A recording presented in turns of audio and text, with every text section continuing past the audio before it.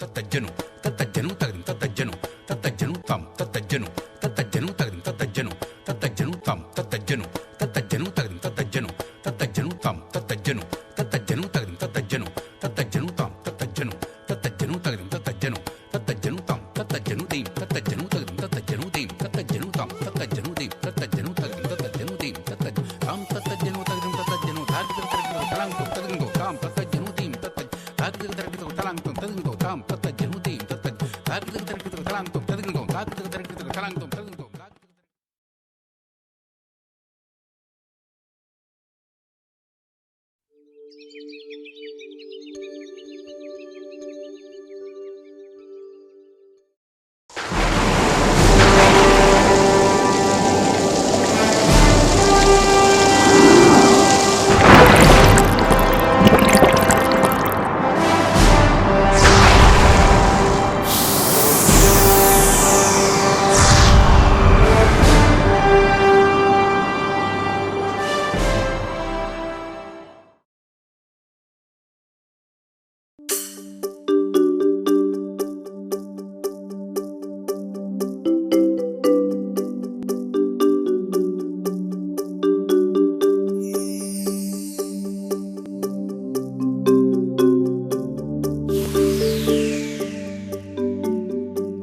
मेरे प्यारे बच्चों, ये आपकी दादी है, एक नई प्यारी कहानी के साथ, जिसके बारे में आपने सोचा नहीं होगा।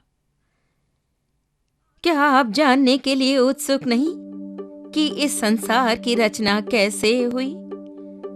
नीला आसमान, टिमटिमाते तारे, रोशनी बिखेरता आसमान, चमचमाता चांद, नीला गहरा सागर, झिलझिल करते झरने, रंग बिरंगी तितलियां और कई प्रकार के जानवर, ऋतु जैसे ग्रीष्म, शीत, वर्षा और भी कई चीजें। तो बच्चों, आओ अब हम देखते हैं एनिमेशन का रोमांचक रूप।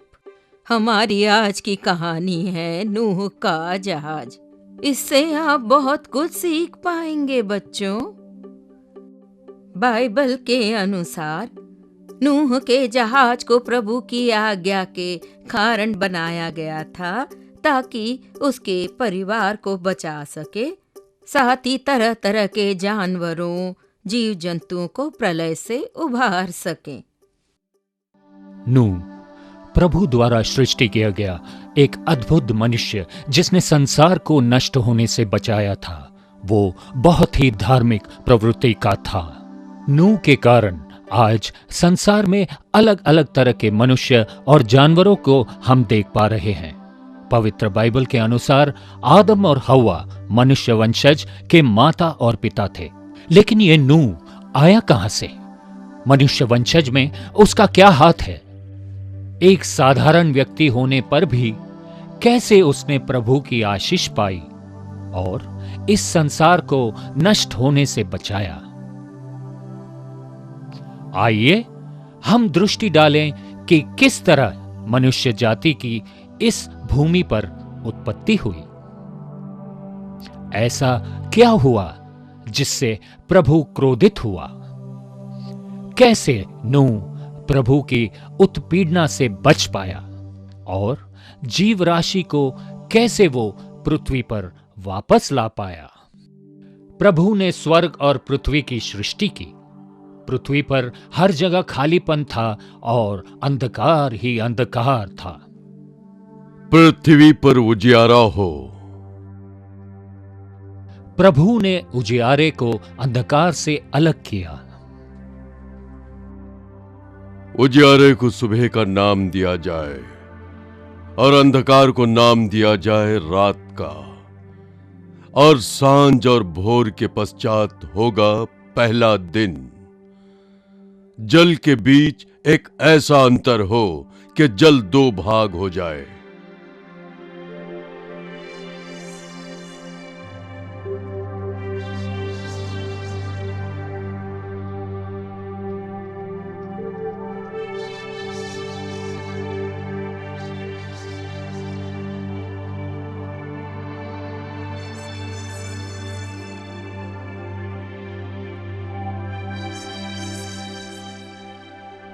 ऊपर आकाश हो और नीचे सूखी भूमि। सूखी भूमि उद्भव हुई और प्रभु ने उसे नाम दिया पृथ्वी।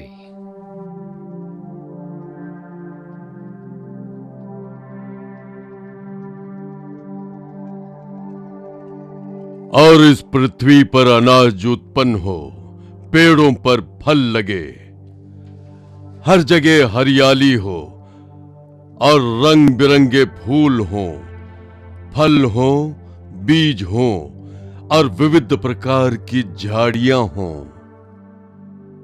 सब कुछ परमेश्वर की इच्छा अनुसार ही हुआ। परमेश्वर को यह सब कुछ मनोहरी लगा।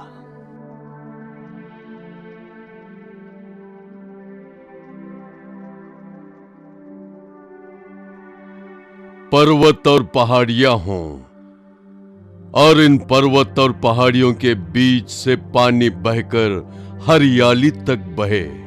परमेश्वर द्वारा सृष्टात्मक ये पृथ्वी सचमुच मनोहारी थी। हर जगह सुंदरता ही सुंदरता थी।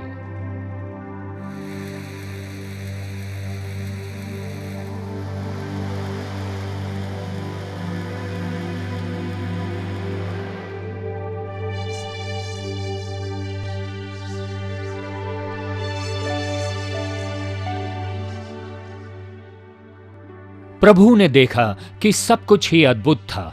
प्रभु ने दो तरह की ज्योति की सृष्टि की, छोटी ज्योति रात के लिए और बड़ी ज्योति दिन के लिए। और फिर उसने बनाए तारागण और उन्हें नाम दिया चांद और सूरज। सूरज रोशनी और ऊर्जा प्रदान करे और चांद शांतता और ठंडाई दे। सूरज और चांद के कारण सारी पृथ्वी प्रकाशित थी। सूरज की तेज रोशनी से जगत का हर अणु प्रज्वलित था और चांद की रोशनी से जगत के हर भाग को आराम पहुंच रहा था। भूमि का हर भाग, सागर और वायु, इनमें जीव राशि भर जाएं। हर जीव राशि में आत्मा रहे और इसमें आनंद भर जाए। इनके साथ ही रेगिस्तान भी हो, ज्वालामुखी और गर्म सोते भी हों,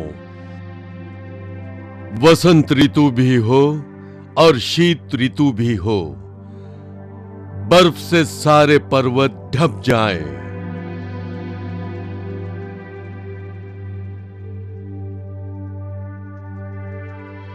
रेगिस्तान का उद्भव हुआ, झरने उभरे और उनसे निकला ठंडा और निर्मल जल, जिससे भूमि का ताप कम हुआ। हरियाली छाई, चंपा, चमेली, गुलाब जैसे सुगंधित पुष्पों का खिलना हुआ। बड़े बड़े पर्वत बर्फ से ढके थे। बर्फीले पर्वतों से बर्फ पिघलकर जल बना और बहता हुआ समतल भूमि तक पहुंच गया। तो सुंदर बर्फीले पर्वतों के साथ साथ धुंध, झरने, निर्मल जल, हरियाली, फल फूल भी उत्पन्न हुए। बड़े बड़े जंगल हों और इस जंगल में विशाल पेड़ हों, साथ में झाड़ियां और पौधे भी। गीली भूमि हो और इनके साथ झरने हों, अलग अलग तरह के कीड़े मकोड़े हों और ऐसे पक्षी हों जो हवा में उड़ सके। वन घना हो और उसमें बनीले फूलों की खुशबू चारों ओर छाई हो, साथ ही पक्षियों के चहक और कीड़ों का शोर हो। सब कुछ प्रभु की इच्छा अनुसार ही हुआ। पृथ्वी इतनी सुंदर पहले कभी नहीं दिखी थी। अलग अलग तरह के जानवर हों, ऐसे जानवर जो बनेले भी हों और पालतू भी। ऐसे बनेले जानवर हों जिनके नाखून नोकीले और दांत पैने हों। पानी में जानवर हों और जानवर समतल भूमि पर भी हों। सिंह,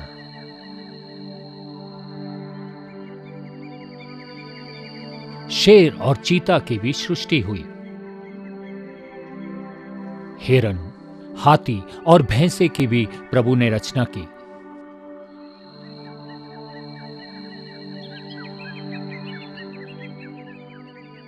भंवरे और मधुमक्खियों की सृष्टि हुई जो खूबसूरत फूलों से मधु निचोड़ा करती थी।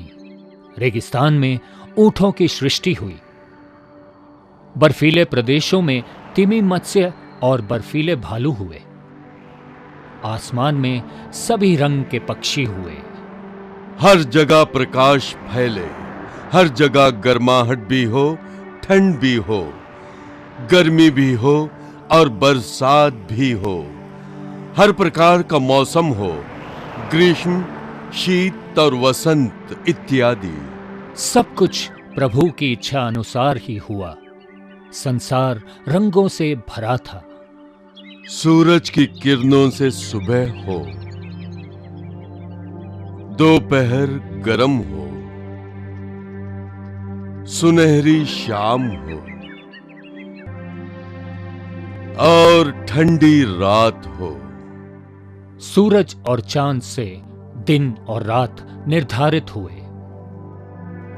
समुद्र में जीव जंतु हों, छोटी और बड़ी मछलियां हों, हर प्रकार के और हर रंग के जानवर समुद्र में हों। सारे सागर मिलकर महासागर बने और नदियां और झरने इन महासागरों में मिल जाएं। सागर और महासागर हर प्रकार और रंगों के जीव जंतुओं से भरा था। आसमान में बादल हों और तारे हों, तारे झिलमिलाएं और आसमान में तारों की चादर बिछ जाए। बादल और तारे आ गए। संसार इनकी रोशनी से जगमगाने लगा। इन जलों की विशाल काया में जीवित जीव जंतु हों। भूमि पर विविध प्रकार के जीव जंतु हों और आसमान में पक्षी। मैं तुम सबको दोगुना होने की आशीष देता हूं। इस भूमि पर जीवित या आजीवित जीव जंतु, पेड़ पौधे सब में बढ़ोतरी हुई।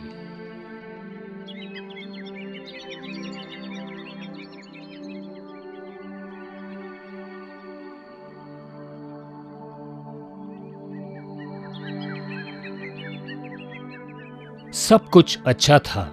इन सब पर राज करने और आनंद लेने के लिए कुछ करना आवश्यक था। अब मैं क्या करूं? इन सब को निहारने वाला कौन है? मुझे अपने ही प्रतिरूप किसी की सृष्टि करनी होगी जो कि मुझ द्वारा रचित इन सब पर राज कर सके और प्रसन्न हो सके, और जो बुद्धिशाली हो, उसमें इतनी बुद्धि हो जितने के अब तक किसी में भी नहीं थी।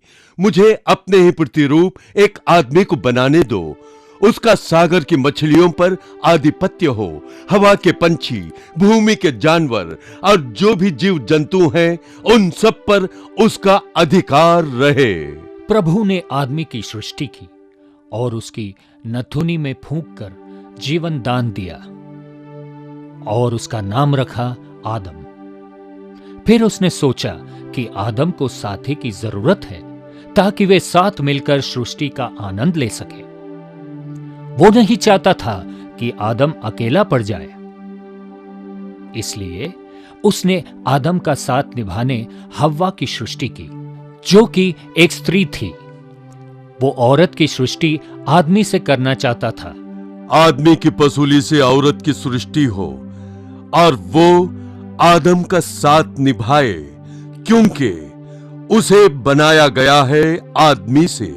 प्रभु ने आदम और हव्वा को बनाया, जो कि संसार के पहले पुरुष और स्त्री थी, और उन्हें देख देख कर वो बहुत ही प्रसन्नचित्त था। मुझे लगता है कि पृथ्वी अब संपूर्ण है। सारे आश्चर्य एक छत के नीचे, सारा प्रकाश, सारी सुंदरता स्वर्ग के नीचे। ये दोनों आदम और हव्वा सभी चीजों पर राज करें। हव्वा ने 2 पुत्रों को जन्म दिया, कैन और हाबिल।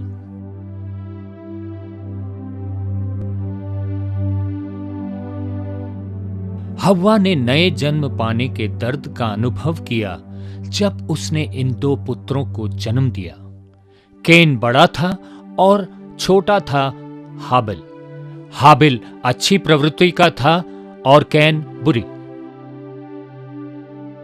इन दोनों ने मिलकर वंश को आगे बढ़ाया। ऐसी 3 वंशें बीत गई। फिर आया नोह, जो कि आदम के वंश का था। कई कई वंशों के पश्चात आदमी और स्त्री की संख्या बढ़ती गई।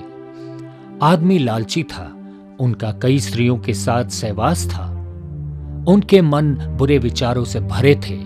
वे आपस में झगड़ते, एक दूसरे के साथ जलते और ईर्ष्या रखते। इस तरह पृथ्वी पर की शांति लुप्त हो गई। हर मनुष्य 300 या 400 सालों तक जिया। उनके जीवन में आदर्श नहीं था। स्त्रियां भी लालची थीं और आदमियों की इच्छा के विरुद्ध कार्य करने को उकसाती थी। हर कोई नशे में धुत होकर खुशी पाने का हर बुरा मार्ग अपनाता। किसी में भी प्रभु के प्रति भय नहीं रहा। हर आदमी या औरत यही समझते कि वे सबसे अधिक शक्तिशाली हैं और किसी का भी उन पर नियंत्रण नहीं है। परमेश्वर बहुत चिंतित हो गया। वो नहीं चाहता था कि ये सारा वंश आगे बढ़े। वो चाहता था कि ये पूरी तरह नष्ट हो जाए। जिस किसी भी चीज की इतनी चाह से उसने सृष्टि की थी, वो उन सभी को मिटा देना चाहता था। वो उस आदमी को मिटा देना चाहता था जिसे इतनी चाह से उसने रचा था, ताकि संसार से सारी बुराइयां मिट जाए। जो कुछ भी मैंने रचा है उन सभी का मुझे नाश करना है। संपूर्ण रूप से इस पृथ्वी और इस पर रहने वाले सारे जीवित प्राणियों का मुझे नाश करने दो। मैं इन बुराइयों को और देखना नहीं चाहता। मुझे अपने किए पर पछतावा है। नूह आदम के वंशज का एक वृद्ध ही ऐसा व्यक्ति था जो सभ्य था, जो कि प्रभु का परम भक्त था। बचपन से ही वो सच्चा और ईमानदार था।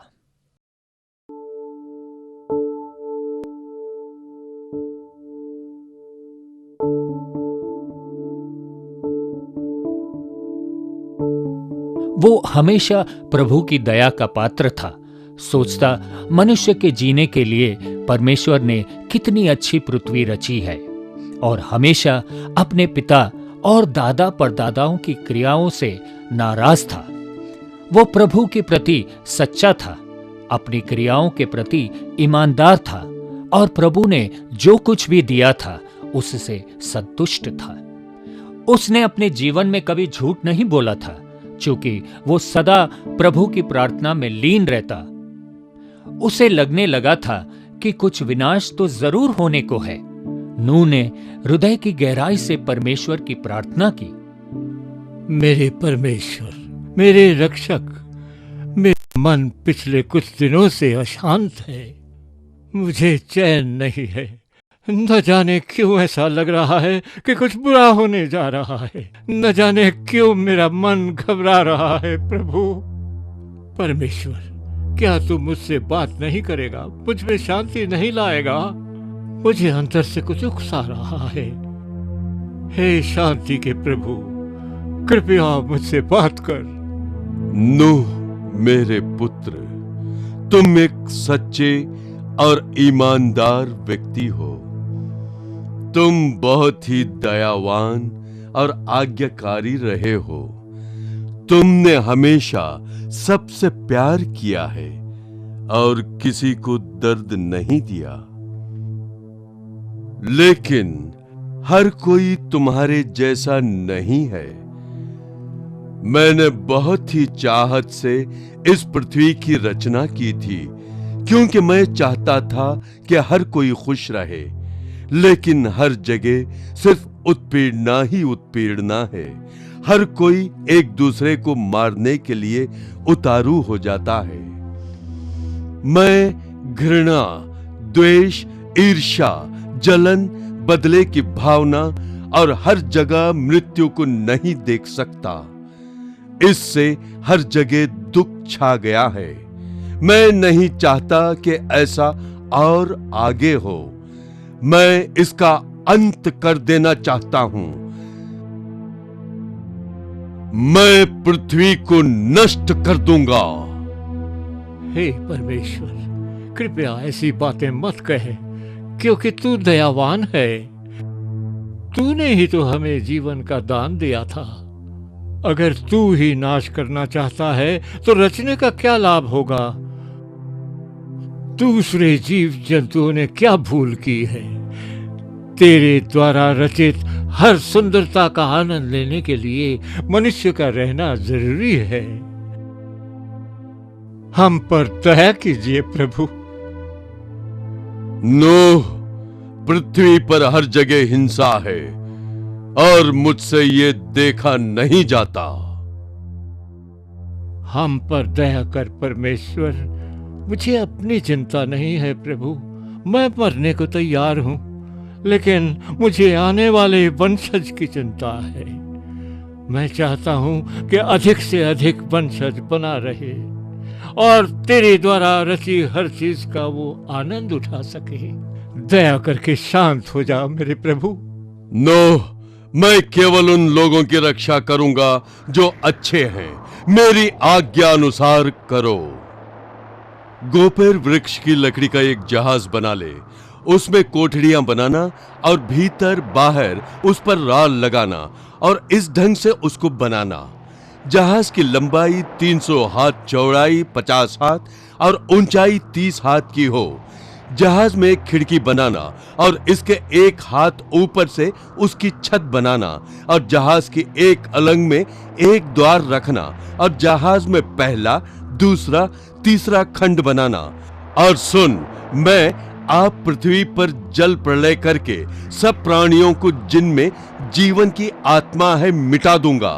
तू अपने पुत्रों, स्त्री और बहुओं समेत जहाज में प्रवेश करना और सब जीवित प्राणियों में से तू एक एक जाति के 2-2 अर्थात एक नर और एक मादा जहाज में लेकर अपने साथ जीवित रखना।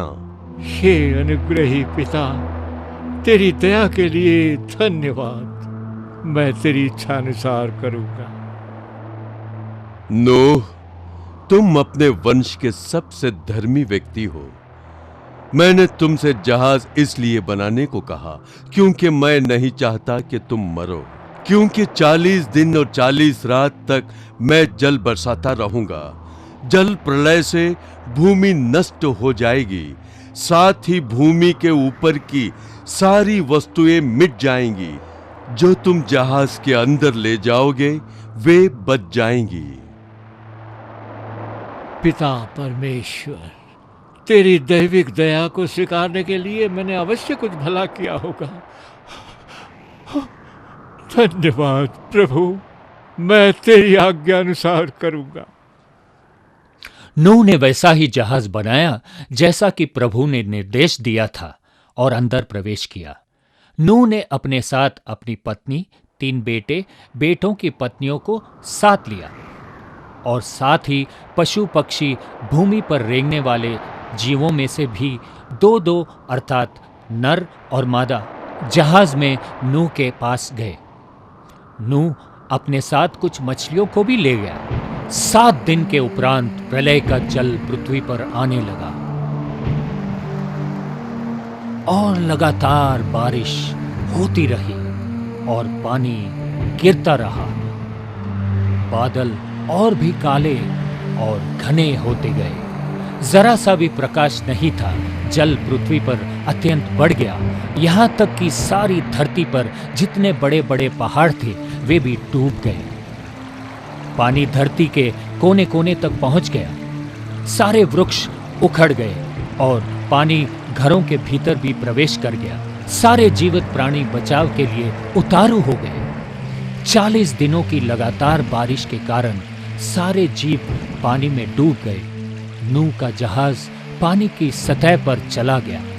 जो जो स्थल पर थे, यानी मनुष्य, पशु, रेंगने वाले जंतु, आकाश के पक्षी, जो भी भूमि पर थे, सभी पृथ्वी पर से मिट गए। केवल नूह और जितने उसके संग जहाज में थे बच गए। जल पृथ्वी पर 150 दिन तक प्रबल रहा। हे बलवंत प्रभु, क्या तू अभी भी क्रोधित है? क्या तेरे क्रोध का अभी तक अंत नहीं हुआ? कृपा कर सारे जीवित प्राणियों पर अपनी करुणा दर्शा। और परमेश्वर ने नूह की और जितने बनेले पशु और घरेलू पशु पक्षी थे उन सभी की सुधि ली। उसने पृथ्वी पर पवन बहाई, जल घटने लगा। 150 दिन के पश्चात जल पृथ्वी पर से लगातार घटने लगा। 7वें महीने के 17वें दिन को जहाज अरारात नाम के पहाड़ पर टिक गया। ओ, बारिश थम गई है। अब हम सब पूरी तरह सुरक्षित हैं। पृथ्वी दोबारा अपनी सुंदरता पा सकती है। सारे जीव जंतु जीवन फिर से पा सकते हैं। नूह ने अपने द्वारा बनाए गए जहाज की खिड़की को खोला और पूरब में उगते सूरज की किरणों के प्रकाश से उसे आशा नजर आई। नूह बहुत ही अचंभे में पड़ गया। उसे समझ नहीं आया कि कैसे प्रभु को अपनी कृतज्ञता दर्शाए। ओ मेरे अनुग्रही परमेश्वर, मैंने अभी तक तेरा क्रोध नहीं देखा था। मुझ पर तेरा इतना अनुग्रह और इतनी दया देख मैं बहुत प्रसन्न हूं प्रभु। मैं बच गया, सारा जीवन बच जाएगा। पिता परमेश्वर, अब तू और क्रोधित न होना और तेरे द्वारा सृजित जीवों पर सदा अपनी कृपा बरसाते रहना प्रभु। हम तेरी दया की भीख मांगते हैं। नूह, सिर्फ तेरे ही कारण मैंने दोबारा इस पृथ्वी पर जीवन दान देने का निश्चय किया। तुम सभी को आशीष देता हूँ। धन्यवाद मेरे प्रिय प्रभु। नूह ने जहाज की खिड़की खोलकर एक कौवा उड़ा दिया। वो जब तक जल पृथ्वी पर से सूख न गया तब तक इधर उधर फिरता रहा। फिर नूह ने एक कबूतरी को भी उड़ा दिया। उस कबूतरी को अपने पैर के तले टेकने के लिए कोई आधार न मिला तो वो नूह के पास जहाज में लौट आई। तब और 7 दिन तक नूह ने जल के सूख जाने की प्रतीक्षा की। दोबारा कबूतरी को उड़ाया। जब वो लौटी तो उसकी चोंच में जलपाई का एक नया पत्ता था। इससे नूह ने जान लिया कि जल पृथ्वी पर से घट गया है। फिर उसने 7 दिन और ठहरकर उसी कबूतरी को उड़ा दिया और फिर वो उसके पास कभी लौटकर नहीं आई। नूह को पता चल गया कि बाहर निकलने का समय आ गया है। फिर 601 वर्ष के पहले महीने के पहले दिन जल पृथ्वी पर सूख गया। तब नूह ने जहाज की छत खोलकर क्या देखा कि धरती सूख गई है। मेरे पुत्रों और सारे जीव जंतुओं, पृथ्वी पूरी तरह से सूख गई है। चारों ओर प्रकाश फैला है। हर जगह रंग बिरंगे फूल और हरियाली है। प्रभु दया का प्रभु है और वो अब शांत है। हम सभी को इस जहाज से निकलकर अपनी अपनी जगहों पर जाना चाहिए और प्रभु द्वारा सृष्टि की गई पृथ्वी का आनंद लेना चाहिए। नूह ने प्रभु को कृतज्ञता और प्रेम दर्शाने के लिए एक वेदी बनाई। प्रभु नूह से बहुत प्रसन्न था। मैं आगे से मनुष्यों को कभी शापित नहीं करूंगा।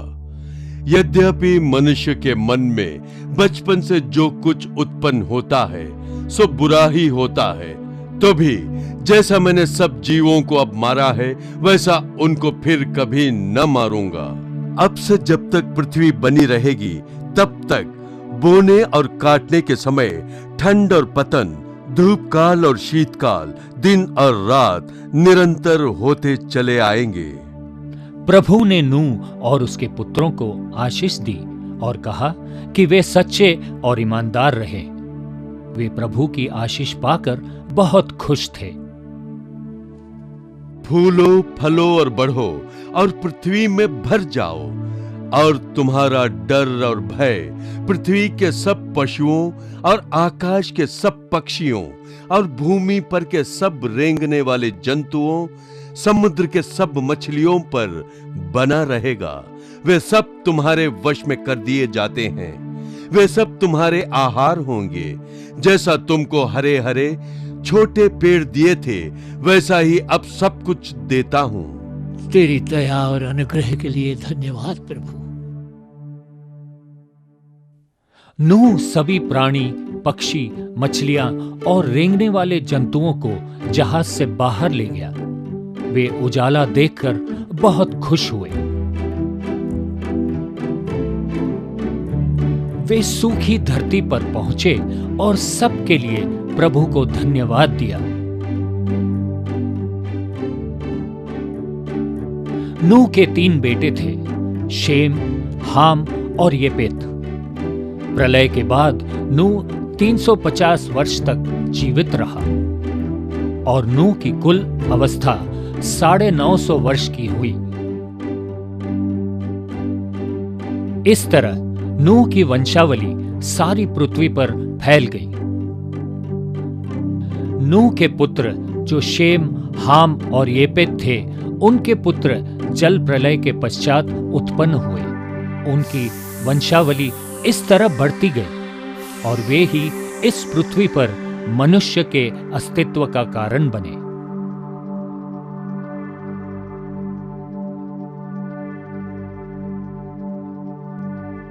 दैविक अनुग्रह पाने के लिए यह जरूरी नहीं कि बहुत बड़ा आदमी बनना होगा।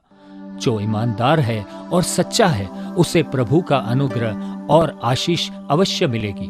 प्रभु दया का प्रभु है और सही व्यक्ति को कभी भी शपित नहीं करेगा। यह सच्ची कथा ये दर्शाती है कि नूह जो धार्मिक और ईमानदार था, उसने अपनी भक्ति से पृथ्वी पर वंशजों को जीवित रखा। उसे प्रभु की आशीष प्राप्त थी।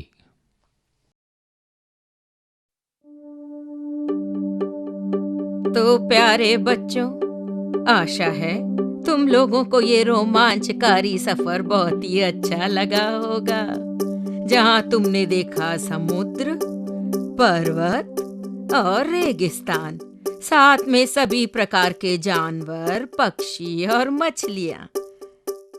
बच्चों, इस कहानी के उद्देश्य को कभी मत भूलना। हमेशा सच्चे बनो, प्रभु के वचनों पर हमेशा ध्यान दो।